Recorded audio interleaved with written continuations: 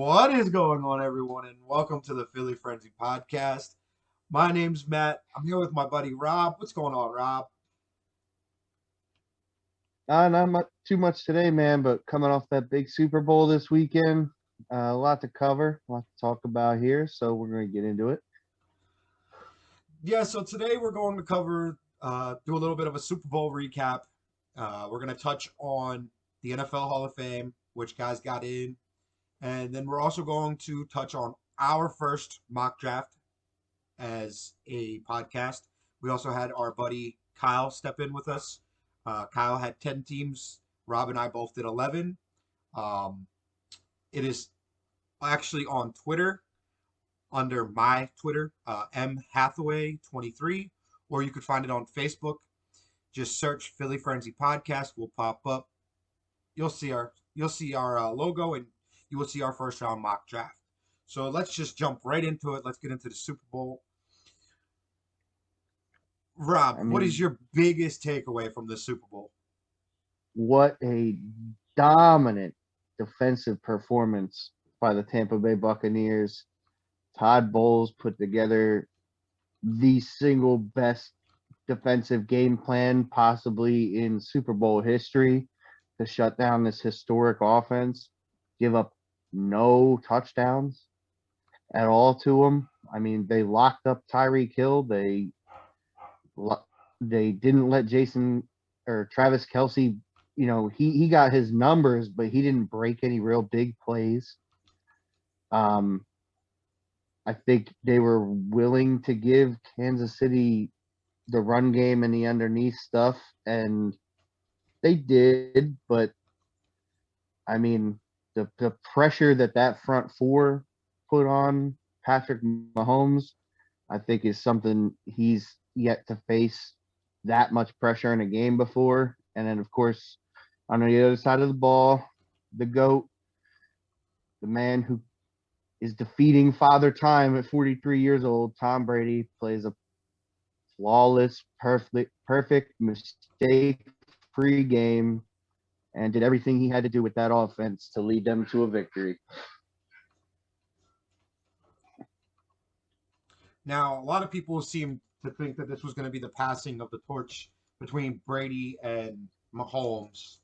And, I think Brady took that some type of way and said, I'm going to go out there and I'm going to make sure that I'm not passing the torch. The only thing I'm passing is the Lombardi trophy between boats. Um, you know, they gave Brady MVP. I feel like there was definitely other players that were more deserving of MVP. I understand usually it goes to the quarterback. So that's more than likely why I went to Brady. It's not like he played bad. He did have 3 touchdowns, no interceptions. Um, but in my opinion, the guy I would have given MVP to in the Super Bowl would have definitely been Todd Bowles.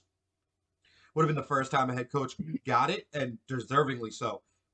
What Todd Bowles did, scheming for this offense, the way he, pretty much took over the game and made it to where he wasn't going to allow Tyreek Hill to beat him again. And the defense did a hell of a job following through with the way they set up. And I didn't see any hiccups.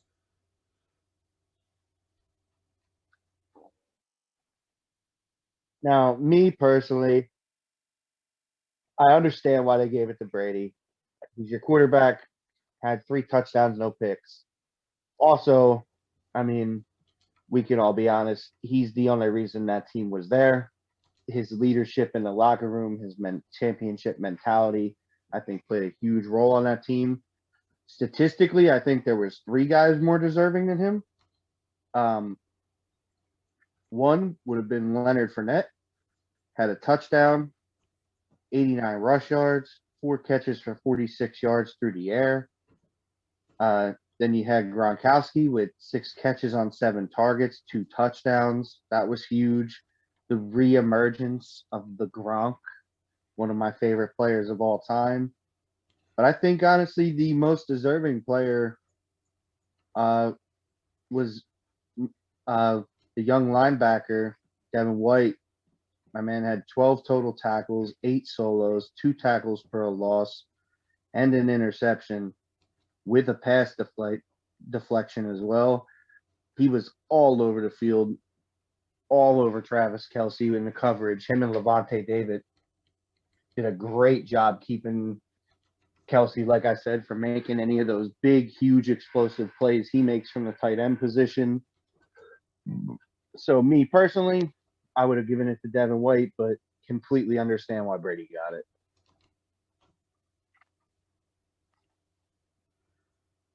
The big thing for this team moving forward in the Buccaneers is their cap space and how they're going to be able to bring some of these guys back. One of them being Devin White's, you know, linebacker help, and Levante David, who also played very well. Um, and now you have these guys coming out saying they want to play in Tampa with the GOAT. I'm not sure that this is a team that can repeat because of their cap situation. If you're a Tampa Bay fan, I think you just are excited for winning this championship. Don't look too far ahead in the future. I'm not going to say that they're not going to be there because Brady's going to be back, and Brady always finds a way to get to the Super Bowl. But I mean, I know Rob and I talked about this right after the Super Bowl. I was not a fan of the officiating. I thought the officiating made it more about themselves and didn't allow these guys to play football the way that we watched play in the playoffs and towards the end of the regular season. So I was a little aggravated with how everything transpired. At that point, the refs just have to allow the game to be played. Um, you heard Chris Jones talk about it. He didn't want to go too much into depth, and he just doesn't want to get fined. It's just if you're gonna call ticky tacky plays one way, call the ticky tacky plays the other way. Rob, I know you felt like the ticky tacky plays were only, you know, being played one way, and you said that if you were Kansas City, you would have pulled these guys to the side and said, "Look, everything's getting called. You got to play a little less, you know, hand-on football and play these guys straight up." Well, that was the issue. So the thing is, you got to remember these referees watch film on both teams going into the game. Kansas City's corners have been overly physical all year. They literally and Romo even said this in the broadcast. They are a team where their corners hold every play. Now, sometimes it's more egregious than others, and that's usually when what gets called. But they under the rule book could get called for holding them basically every single play, especially Tre'Davious Ward, who is one of the most penalized corners in the NFL this year. On top of it, so he had to know going into this game that they were going to have an eye on. And even if you didn't, once the game got rolling, it was pretty clear that they were not going to allow physical play after the 5-yard line, after 5 yards from scrimmage. That if you were being physical as the corner past 5 yards, you were getting a whistle. Now, I do agree the defensive pass interference before half wasn't a great call, but every time they called Kansas City for holding, when you watch the play, there was holding. Whether it was a ticky-tack hold or a harder hold, it was still holding. They were arms inside or pulling on the inside of the jersey almost every play. So I don't know how, as a defensive coordinator, you can sit there and watch this game unfold and not pull your corners aside and tell them that, all right, I mean, we got to adjust. Like, they literally were killing themselves. And to me, that's on the coaching more than I agree. I would like to have seen the refs call less. I hate when the refs overcall a game. It's a pet peeve for me. So I wasn't a fan of it, but once it's happening, you as a coaching staff, you can't allow it to continue to happen all game and not make adjustments with your team. That's poor coaching.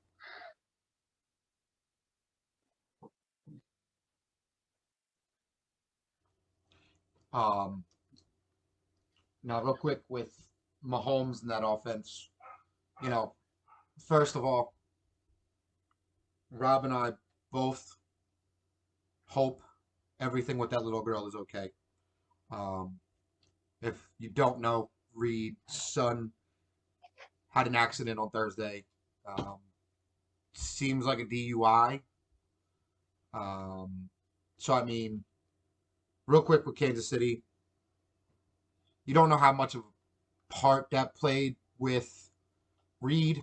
I know you have to be a head coach, but when the possibility of someone losing their life and your son being the main issue, um, I think that will distract you, especially on a Thursday. I'm not going to make excuses for him, but that's just kind of how I felt about the whole situation. And then this offensive line being beat up. One thing with Andy, since he's been in the NFL, Andy's always been a trenches guy. This game was lost in the trenches. Losing Fisher and Schwartz killed them. It was 498 yards ran by Patrick Mahomes, trying to get away from these sacks.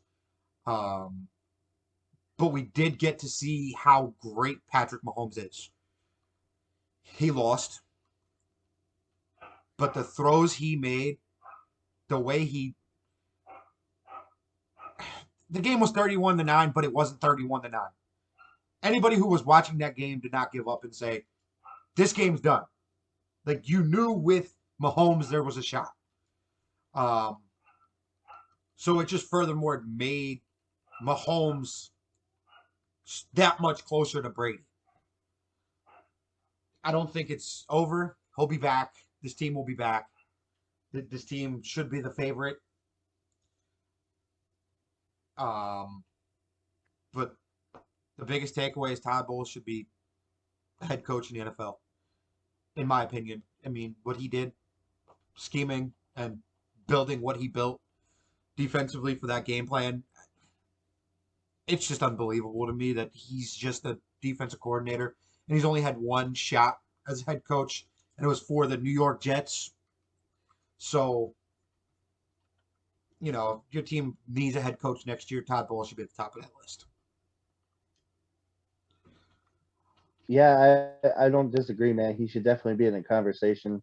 Like you said, he got, I guess, a shot with the New York Jets and their terrible personnel and their horribly run organization. But I think he proved that his football IQ is ridiculous on the defensive end. I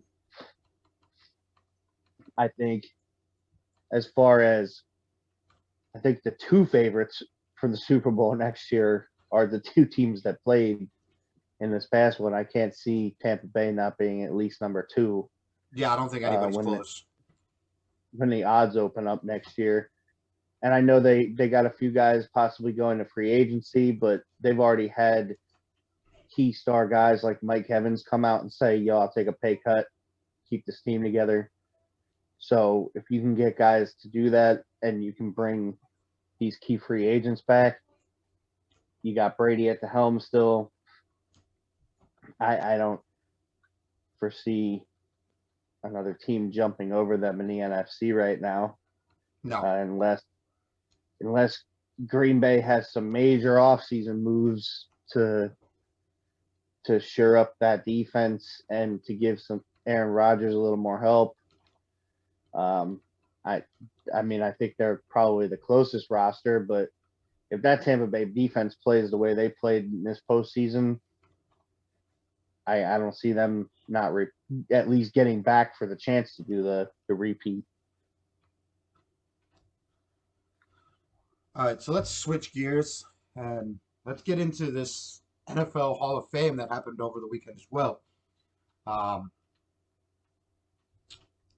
John Lynch Peyton Manning, Calvin Johnson, Charles Woodson, Tom Landry,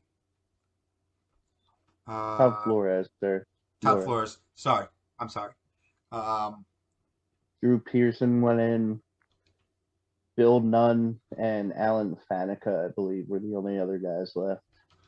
you know, this is my show, and I've been the only one who hasn't cursed on this show. So excuse my language, but fuck Drew Pearson. Um, now that that's out the way, because he decided that he wanted to take a shot at Philadelphia in a draft, so I'll take a shot at him on my podcast. I think it The was a great Hall of Fame class involving two Raider legends. the draft class or the Hall of Fame class is very solid, with the three main guys being Charles Woodson, Peyton Manning, and Calvin Johnson. I don't know why his name wasn't popping in my mind, even though he is a stud, was a stud. Um, Peyton's my favorite player of all time. I'm not going to sit here and bore you with stats. In my opinion, I think Peyton, between the ears and arm talent's better than Brady. I think he's the GOAT. He just doesn't have the rings. He just never had that defense that Brady had for 6 of 7 Brady championships. Um, Calvin was, unbelievable for the few years he's played. I know some people have gone back and forth and said he shouldn't be in the Hall of Fame for the amount of time that he's played in the NFL. And Charles Woodson again, he's a stud. I mean, these three guys are first ballot Hall of Famers for a reason. These three guys are tops at their position in the NFL history. I mean, I'm not going to question any one of them. I'm happy to see the three of them go in, but Peyton Manning, in my opinion, should be the GOAT.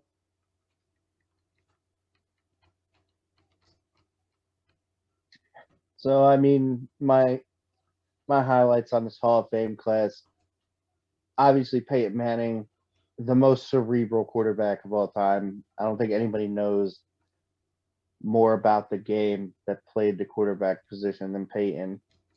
Um, as far as Calvin Johnson, he's our generation's Barry Sanders. Sad to see the Detroit Lions ruin another great career and cut it short because a guy just couldn't stand playing for their team and their ownership anymore. Um, quick mention of Bill Nunn, first sports writer, I believe, ever to be in the Hall of Fame. That's pretty amazing accomplishment. So congratulations to him. Uh, Safety John Lynch finally getting in from the original Tampa Bay Super Bowl team. Was always a stud at safety. I mean, I think he was outshined by the fact that, he played at a time where some of the greatest safeties of all time played. And then my two homers got in. My favorite player of all time, Charles Woodson, got in this year. What a career. 11 years with the Raiders, 7 years with the Green Bay Packers. The man got himself 65 picks, 33 forced fumbles.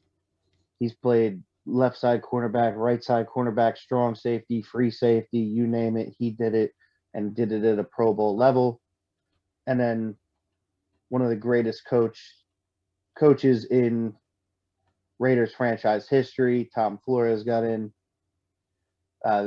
He's coached the team from 79 to 87. He coached both as an Oakland Raider and a Los Angeles Raider, and won a Super Bowl as both an Oakland and Los Angeles Raider.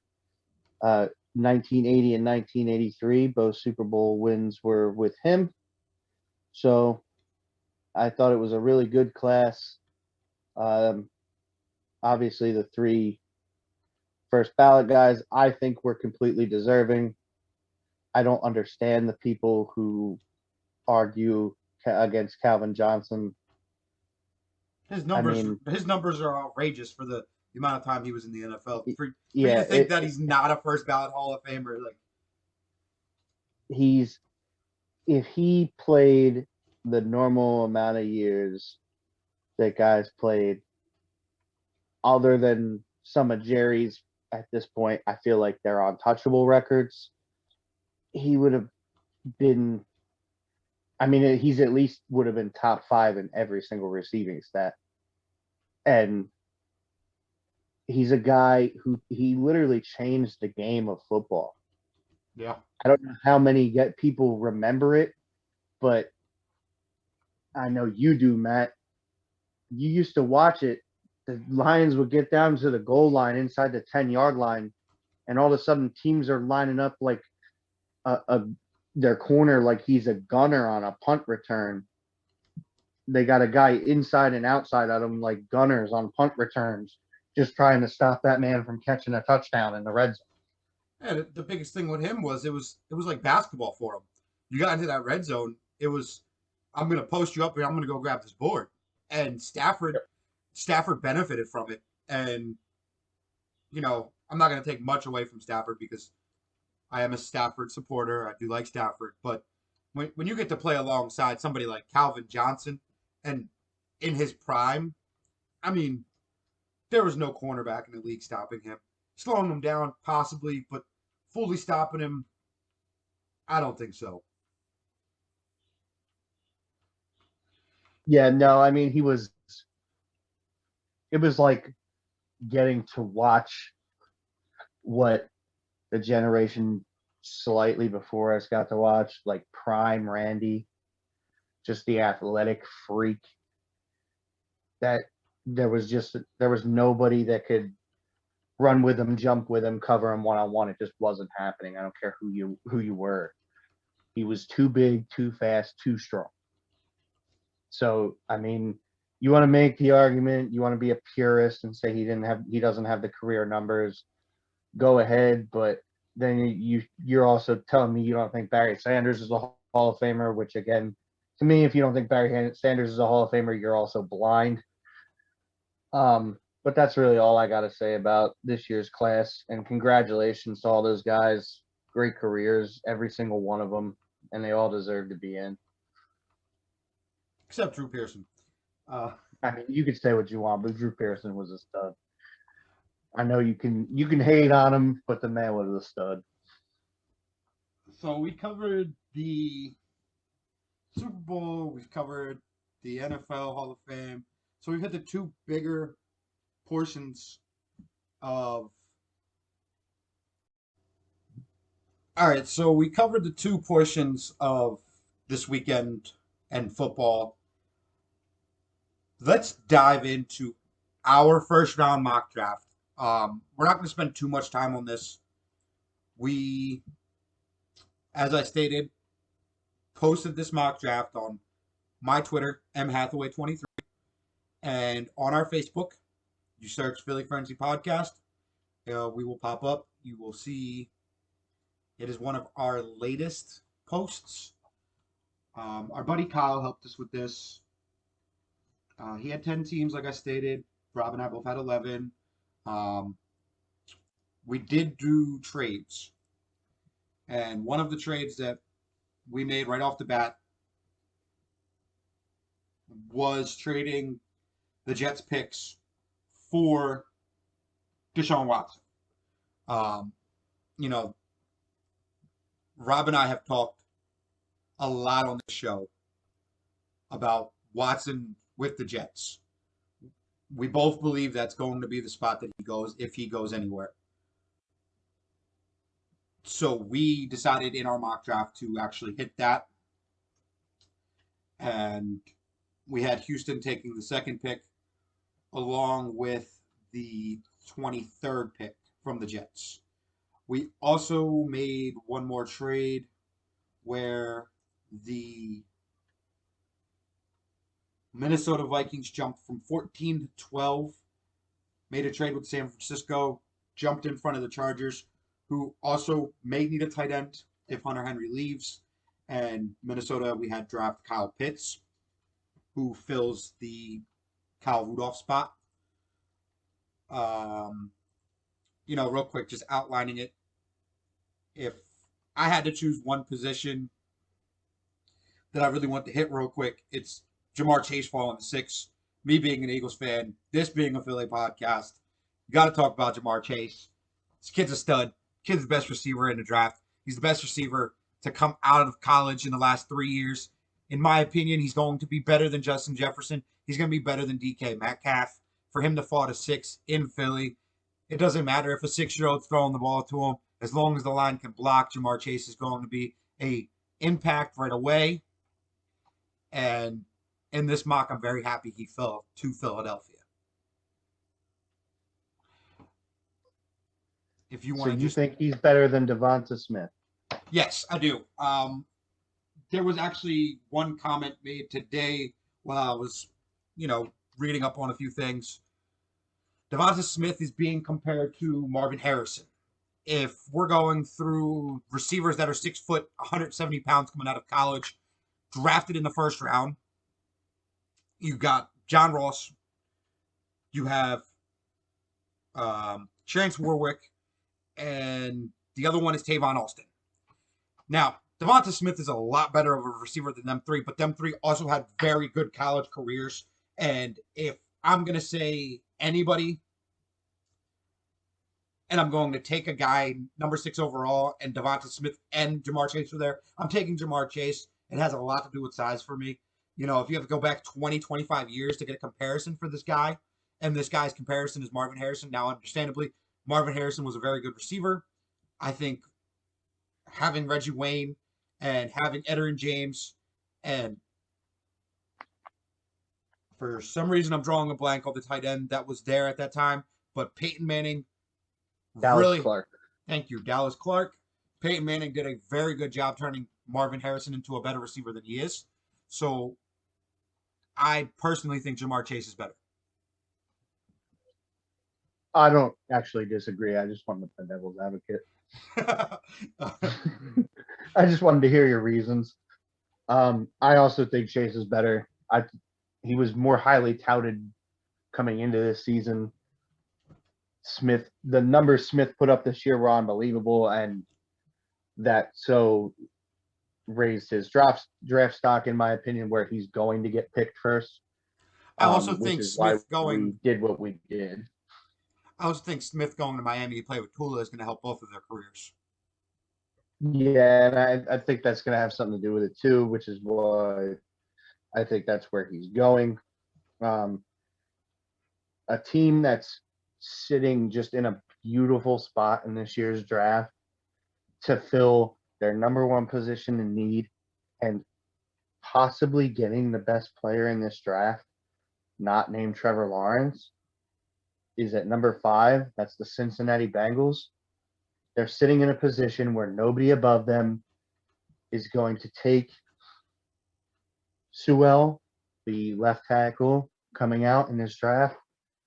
This kid is the best lineman prospect to come out of the draft in a while.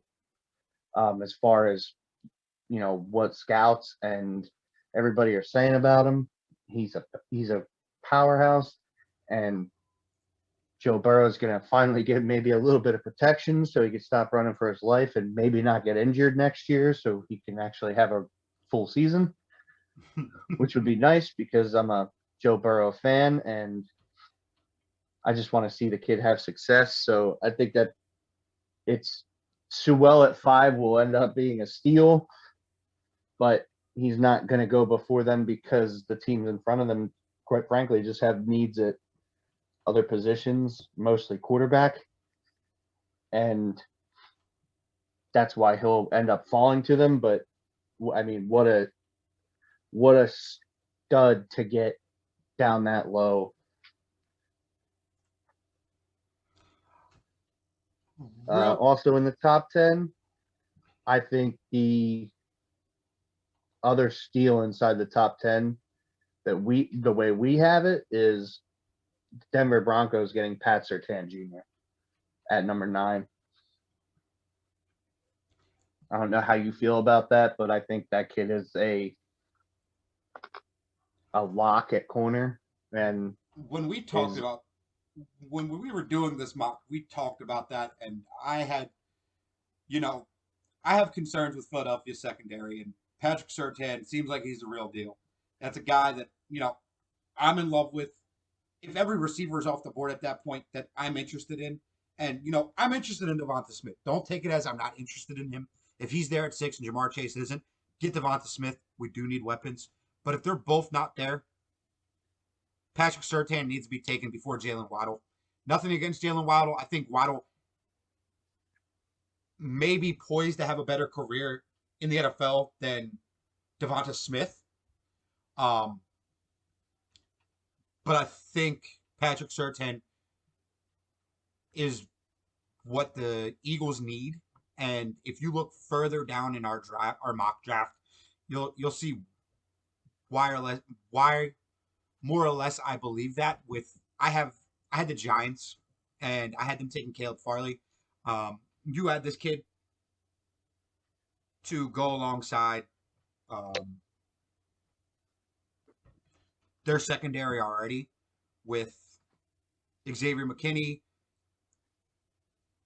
Jabril Peppers, and the kid from Carolina that I can't think of his name right now. Bradbury. They're a corner away from legit building a shutdown secondary. And, if Farley's there at 11, Farley definitely gives them that option right off the bat, going opposite side of Bradbury.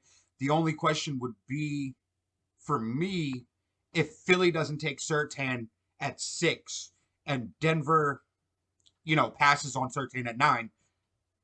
Maybe Surtain falls to 11, and then I'm really upset as an Eagles fan because Surtain, I believe, has the distance when it comes to who's the best corner in this draft between him and Farley. I know other people believe that him and Farley are very close. I think Surtain's a lot better of a corner. Um, Real quick, while we're on the discussion, I posted this on Twitter, like I've stated. Um, I'm just going to read a comment or two that I've gotten back. O'Dill on Twitter states Cardinals no longer taking a young corner, going to sign one or either trade up or down, not staying at 16. Him and I had a conversation. He seems more or less believes that Arizona's going to make the deal this offseason and possibly get a corner. Um, he's brought up the name Marshawn Lattimore, which I'm not sure if he's being shopped. It wouldn't surprise me right now with the cap issues in New Orleans that he is shopped. William Jackson was another name he brought up. And he also said receiver was a bigger need. But he also said that he kind of hopes Kenny Galladay or Juju is the option there. And then I'll debate him on receiver being a bigger need for sure. Right now, your number one corner is 30-some-odd-year-old Patrick Peterson, who's good but no longer great. he's So even currently if you not on the did roster. bring in a corner, He's not on the roster. that makes it even worse. He is getting So even if released. you did bring in a corner, you still only got one. And last time I checked, you still have DeAndre Hopkins. Kirk, I believe, is the slot receiver. He's pretty good. I don't know if Larry Legend's coming back or not. I haven't heard him announce a retirement officially. Has he? No, not to my knowledge. So, I mean, still probably got a top 10 slot receiver in Larry Fitzgerald. I wouldn't put wide receiver as a need over corner for them right now. I'd also say that offensive line would be a bigger need for them than wide receiver. He did state interior offensive line. Okay, then at least he's got that down. I would definitely debate him on wide receiver being a need over corner, though. I think they need a stud corner, and now if you can go out and get a Lattimore, then you're not sure, drafting. That's wonderful. You're not drafting in the first round at that point. But yeah, because that first round pick at 16, That's going to New Orleans for Marshawn Lattimore. You're not going to keep that pick. So I'd agree with them there. If they do make the trade, no, you're right. They're not going to draft a corner because they're not going to have a draft pick. But if they can't make a deal on a trade, there's not. I don't know that there's only a couple corners who could possibly hit the free agent market, and I don't see of note that I can think of, and I don't see either one of them actually hitting the market. So you're not going to replace them through free. You're not going to get a number one corner through free agency. So at that point, I would draft one, but I could see them moving up, maybe to get their guy, or moving back because they think, at that point, the same guy will still be there. So it is possible that they move around, but I still think corner is their number one need. And in the position they're drafting, they're going to be able to get a talent there that's a first round guy. One more that I'm going to hit real quick. I'm going to go with at Russ Rebrands. He said he liked it overall. He had a few disagreements. The one disagreement I'm going to bring up, and this was a disagreement that you and I had talked about. I'm not going to say a disagreement, but a conversation we had. He thinks Trey Lance is going to go earlier than 19, possibly to Carolina at 8. Or he thinks they might trade back to get him. I know you and I actually had this discussion about Trey Lance possibly being in Carolina. Neither one of us actually made that pick. But with having no middle linebacker, Michael Parsons does make sense.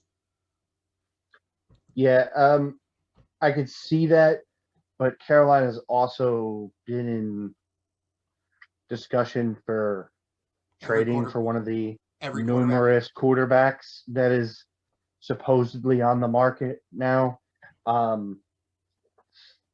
think they're interested in Trey Lance. I think, however, though, like we said, with the glaring need at middle linebacker, if Parsons is there at 8, I don't know that you trade out of that spot. I think that kid's a pretty home run talent at middle linebacker and would fill a huge hole in their defense. And if you've got to go with Teddy Bridgewater another year, it's not the end of the world. I mean, he's not a light up the scoreboard quarterback, but he'll get you wins if the team around him is good. I think he proved that in New Orleans. So I don't know that they can afford at this point to pass up on a talent like Parsons. But if Trey Lance is their guy, I do think they can trade back some and still get him. I think as long as you're in front of Washington, you're okay. We have Mac Jones. We have Mac Jones going to New England. Yeah, I would personally try and stay in front of New England because we don't know what they're doing.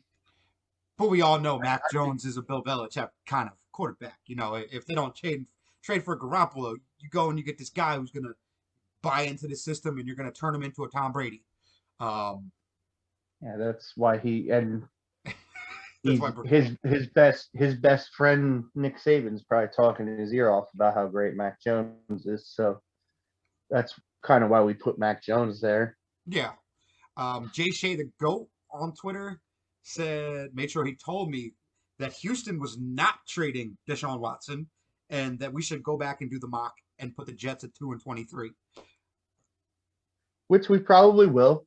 Because look, the reports are still out there that he wants out. There's also now reports that Houston's not trading him and they're going to try and mend the relationship. That's all well and good. If Deshaun Watson really, really wants out, he's only got to do one thing. He does one sit-down interview, and I don't care who it's with. He goes on one major sports show and does one sit-down interview and publicly states, I still don't want to be here. You're not going to keep him. Exactly. And on top of that, he can also hold out. The second he holds out, Houston's in a real bind. So I'm not going to let it get to that point if I'm the GM of Houston, who, by the way, is a very smart guy. I mean, and it's no fault of his that Deshaun Watson wants out. This is on ownership not being in good faith in what they told Deshaun Watson was going to happen this offseason. This dude is coming in and took a job that he was offered and is in a horrible situation. I feel bad for him. I don't see him mending the relationship personally, but if they do, kudos for them. And, we probably will go back and do another mock draft or two before this draft actually happens. And Yes. sure, we'll play it that way as well, that he's not being traded as we hear more, or if he actually happens to get traded somewhere, obviously we'll play with those picks accordingly. But I still think he's going somewhere, whether that's the Jets or not. I'm now actually less confident it will be the Jets than I was back when we Made this did mock. made this Yeah. mock. But so to that point, I can agree with him a bit. I think there's other teams that have moved in front of the Jets. But to his point, I think he does make a valid point there. And for him, I will say that, yes, we probably will go back and redo this without a Deshaun Watson move. The last thing I want to highlight real quick on Twitter, and then we'll go through real quick, hit certain positions, and then we'll let you guys go for the night. Matt Morg _ retweeted and said, I will take Jalen Waddle or Michael Parsons in Detroit. We actually have Jalen Waddle heading to Detroit, giving Jared Goff an immediate weapon. You got guys walking out of there in Galladay. You got Marvin Jones. So you're gonna need these guys to come in and produce right away. Yeah, I've talked about how I feel about Waddle. I think he's the second best receiver behind Jamar Chase. But besides that, let's just real quick. So with the quarterback position in the first round, we have the Jags going with Trevor Lawrence, which everyone should not be shocked about.